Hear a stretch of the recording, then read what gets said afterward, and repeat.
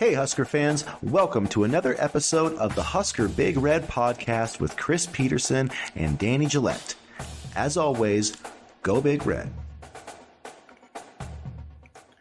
Good morning, Husker fans, and welcome back to the Husker Big Red YouTube channel. I'm Chris Peterson, and joining me as always is Danny Gillette, and we're back here on Monday morning for another episode of the podcast. We've got quite a few things to cover here, a lot of things happening on the recruiting trail, some good news, some bad news for the Huskers, kind of a mixed bag this past weekend, so we'll cover all that stuff. Before we do, please do us the huge favor of hitting the subscribe button, hit the like button, get into the comment section on our videos. That really helps us out, helps other Nebraska fans find our content. Also, check out HuskerBigRed.com as well. We have updates there daily on the Corn Huskers. And Danny, before we get into it, how you doing, man?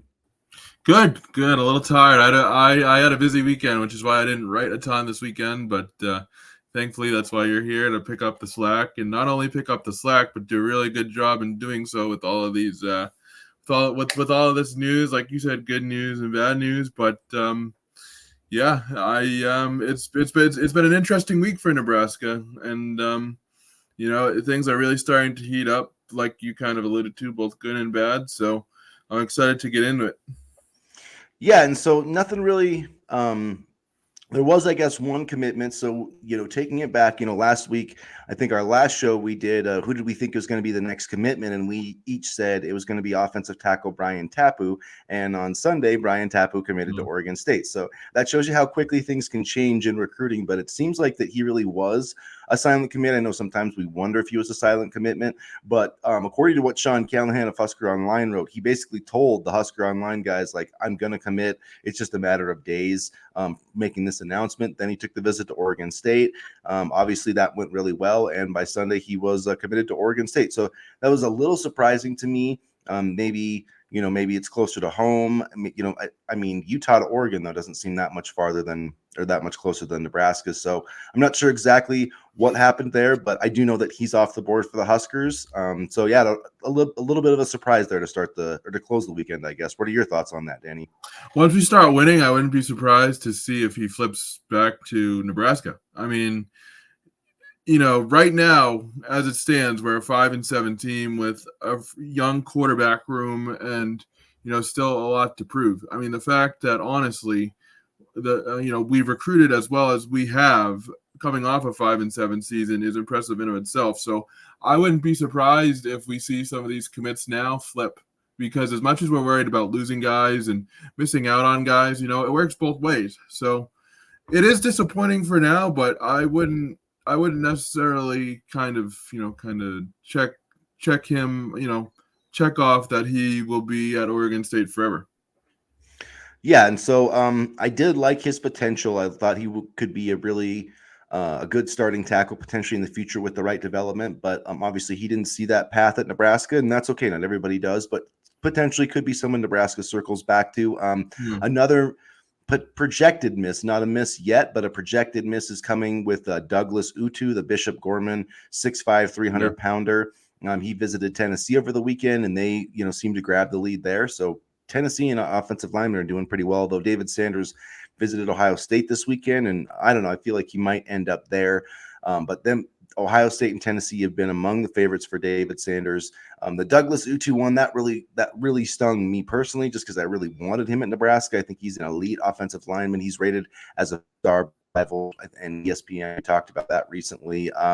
You never know, though. It's possible that Matt Rule could get Nebraska back into this thing. And like I always say, commit or crystal balls and expert projections aren't commitments. So Nebraska not quite out of it, but definitely feels like a bigger climb than it was, after his visit to Nebraska.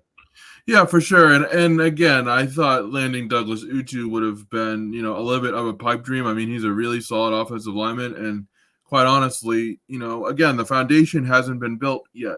I mean, there were some solid pieces put together last season, kind of like building a house. The groundwork was set. Now it's about continuing to develop and, continuing to, progress and, quite frankly, just start winning ball games. And I think, again, once that happens, things will change. Douglas Utu does sting a little bit, but he's an extremely talented lineman, and the fact that we were even in the conversation to land him is certainly a testament to the, job the staff has done on the recruiting trail. I mean, when you fish with the bigger programs, you're going to miss out. But I would rather fish with the bigger programs and miss out than not try at all.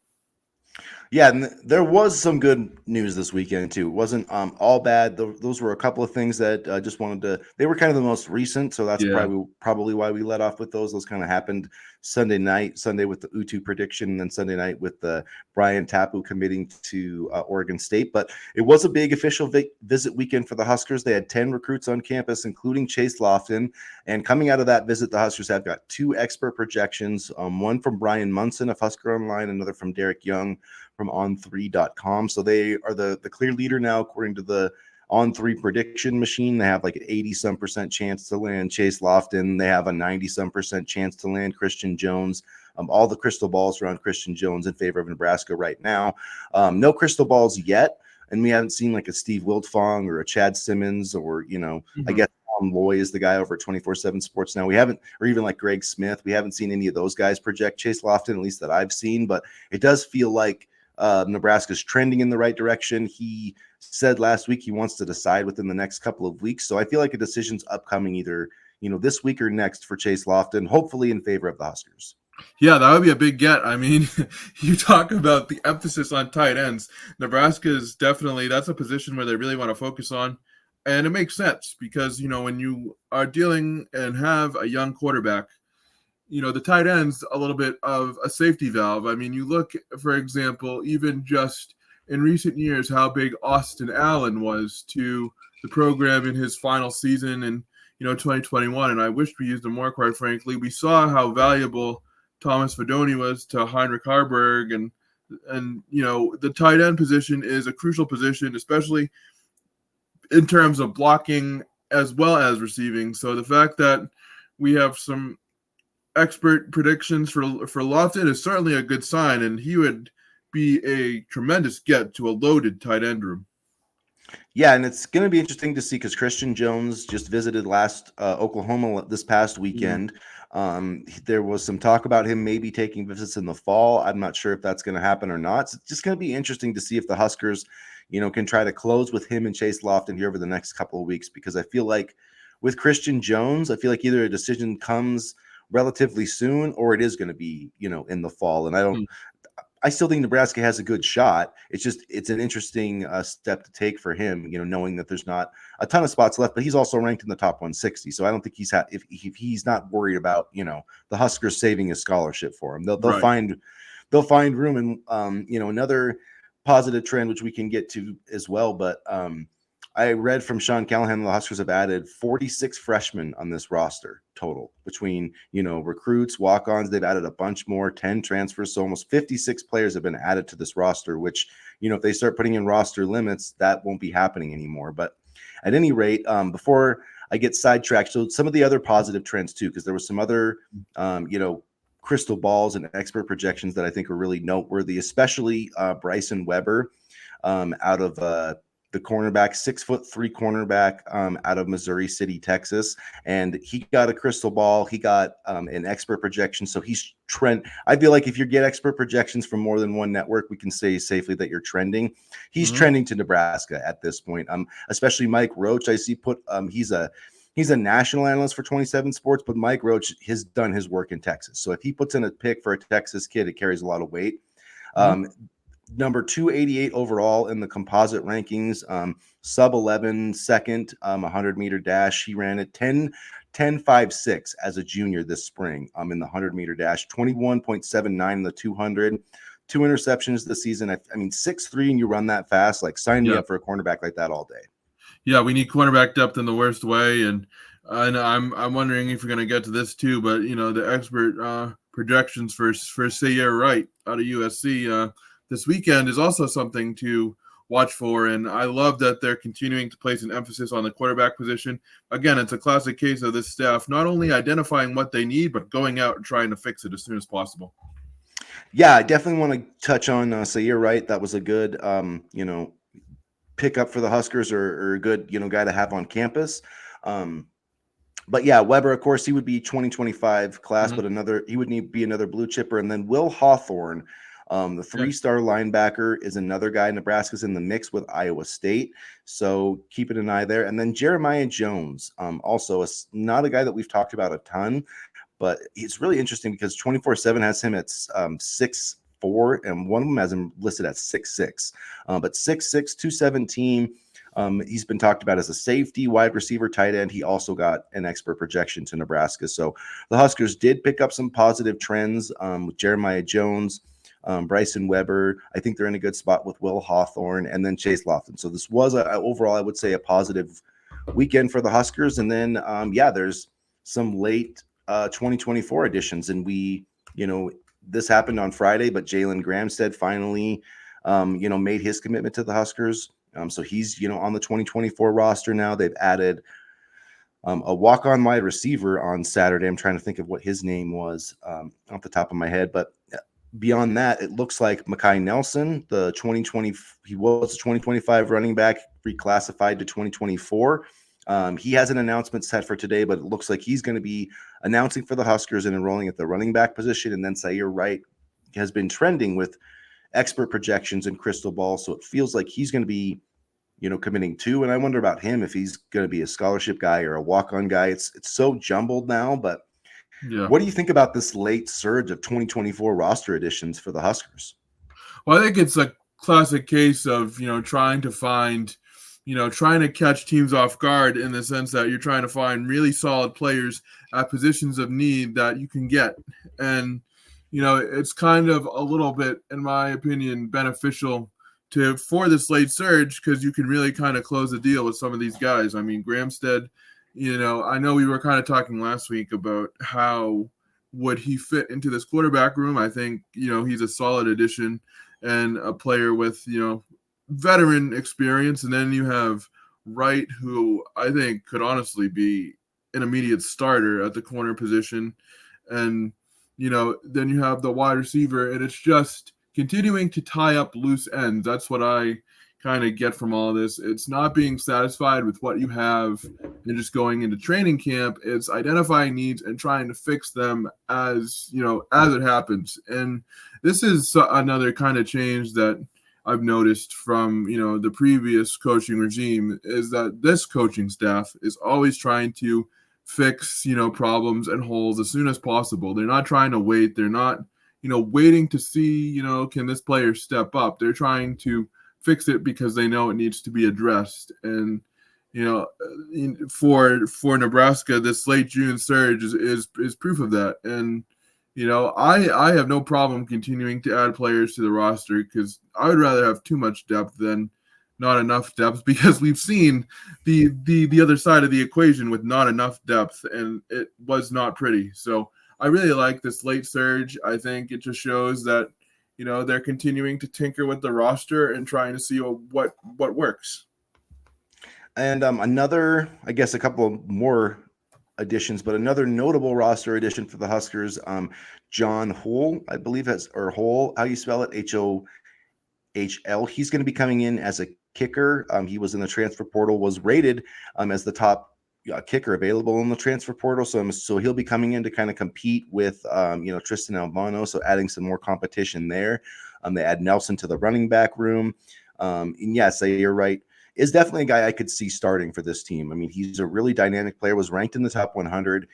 He was in the Space Jam movie, and some people have said, maybe he was more focused on the acting than the football at USC. I mean, that's part of the reason I think he went there, was to try to get that exposure. I do think if he came to Nebraska, it would be, I really feel like this could be a Tommy Hill, reclamation project as well. Cause he started 11 games 2 years ago for USC, didn't play as much last year, left the team, yada, yada, yada. But he's definitely a guy. I mean, he started 11 games for a Big Ten conference team already. So I feel like that would be a quality addition. Then they moved Jaden Doss over from wide receiver, which I think is going to be interesting. You've got Jeremiah Charles. So lots of competition there. I think they're just trying to add as much as they can. And I'm not so much worried about like Tommy Hill or, if they have to move Malcolm Hartzog over there, but it's, say if there's an injury to Tommy Hill, that's when you're like, oh my God, what happens here? That's why you have to bring in, some depth. Yeah, absolutely. And, I'm not worried about the Hollywood stuff either. I think, Yeah, there's It's no really Hollywood in Nebraska. no, there's no Hollywood in Nebraska at all. So I'm not worried about that at all. And quite honestly, if I was in his position and I had an opportunity to be in Space Jam 2 and play for probably one of the most notable programs in college football, I'd take it.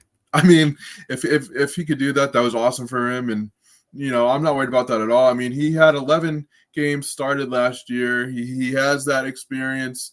It's not like he's a newcomer trying to make an impact. He's played big time college football. He knows what to do and to expect. And so I think for the experience factor too, that would be huge, because I'm not saying Jaden Doss would be a bad corner by any means, but you don't want to necessarily have to shuffle positions in order to just solidify your depth alone. And so I am curious though how he would do at the corner position. I mean, he's tremendously fast, he's tremendously athletic, and people wonder why we recruit 10 million wide receivers. I don't think they recruit them necessarily with them being just a receiver in mind. I think they recruit with the idea that they can move these guys around if need be, and we've already seen it, as you just mentioned, a couple times.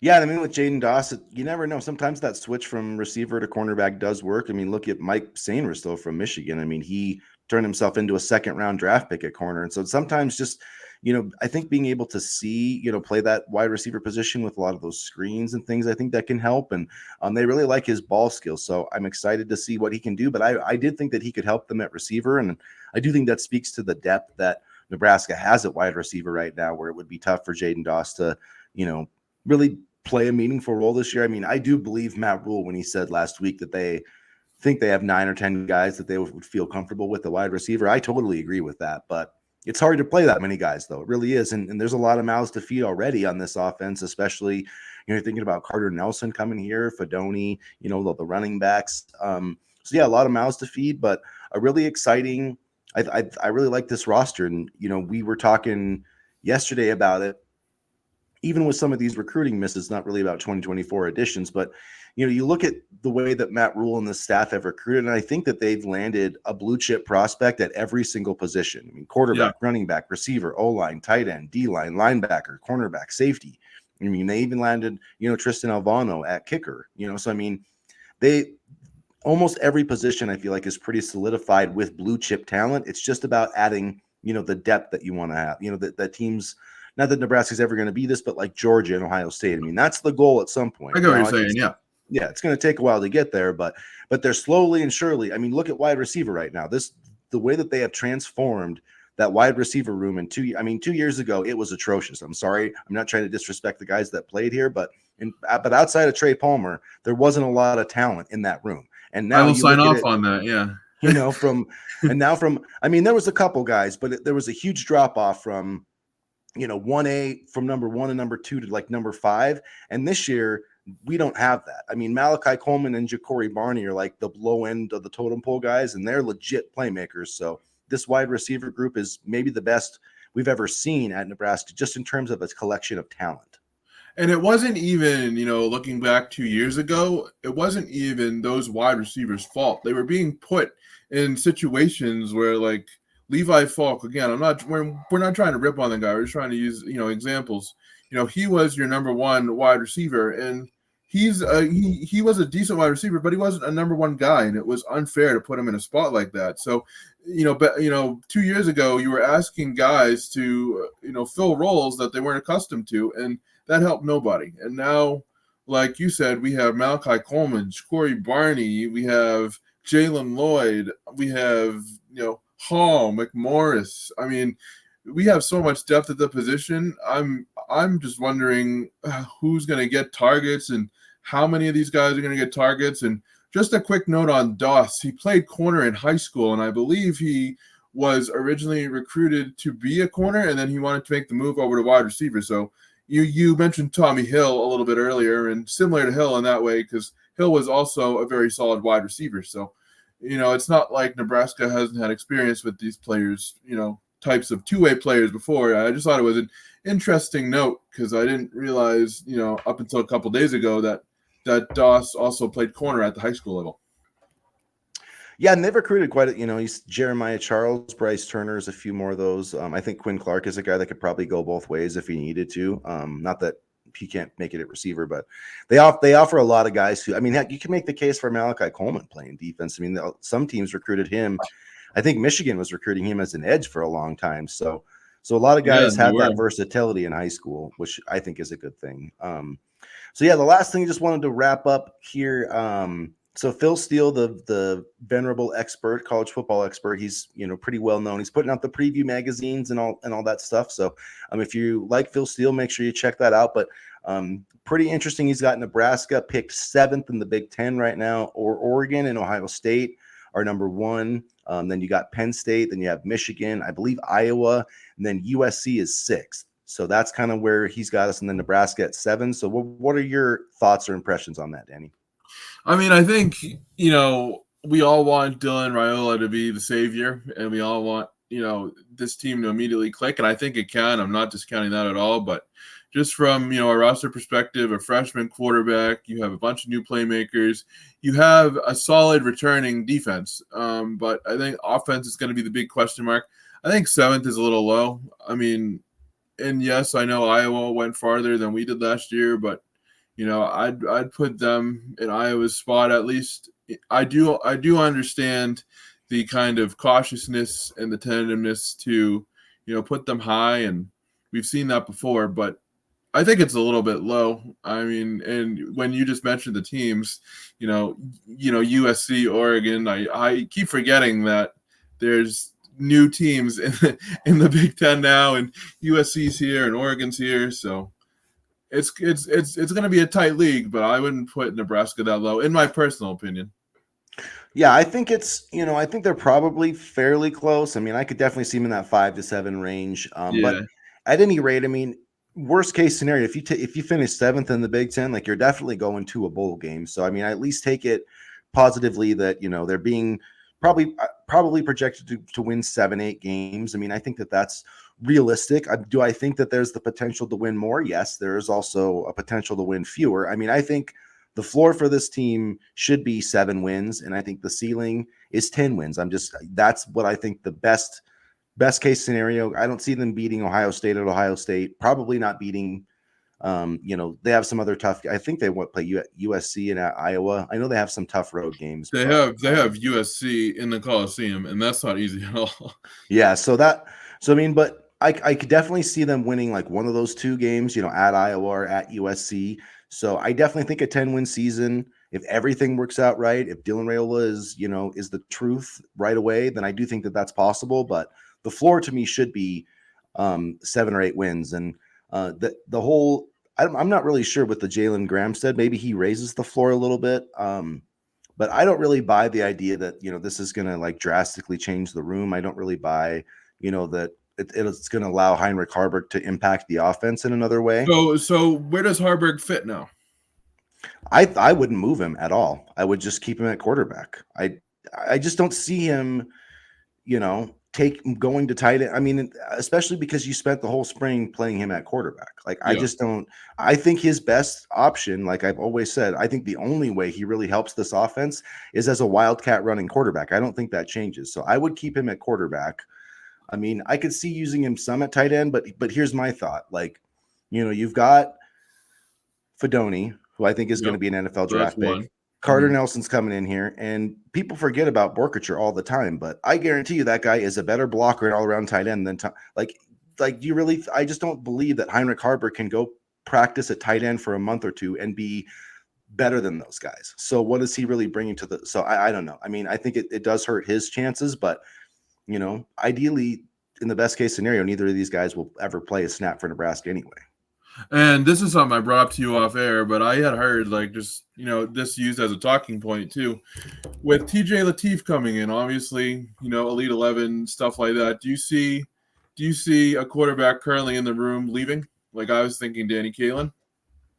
No, I don't think so. No, I mean, I like TJ Lateef. I do think he has talent. I agree with you. He has a lot of upside, but like I said with you, there's a reason Nebraska offered the kid in almost February and then was able to get him in April. Like, I'm not trying to insult him in any way, shape, or form, but look at the top quarterbacks in the 2026 class are already off the board. So Yeah. that's what I've been trying to pound the table with. Like, Nebraska is behind the 8 ball in the 2026 class with quarterbacks. There's no debating that. They are, in terms of the elite guys. Like, almost like Texas, Georgia, Michigan, Notre Dame all have their quarterbacks. USC has their quarterbacks. So, like, in terms of quarterback recruiting, if you're waiting till almost the spring of that season, like, you're not getting one of the elite guys. So, I mean, I do think TJ Lateef can be an elite player, but he's not like a can't miss prospect. And I really think that Daniel Kalen still is underrated. I think he should have been a 4-star prospect. And I think with a year of with a year of development, like, I still think he'll end up being the backup. And my hope is that, he'll be able to start, and then TJ Lateef will be able to start. It's going to be tough to keep all those guys here for that long, but again, all those somebody, programs that you mentioned about having, a top 10 quarterback in the 26 class, they all have, a pretty solid history of winning. So that could play a role in it too. Not that it's everything, but I mean, all those programs you mentioned, I mean, if you were a quarterback right now, would you rather commit to Notre Dame or would you rather commit to Nebraska? If you were a quarterback, would you rather commit to Alabama or would you rather commit to Nebraska?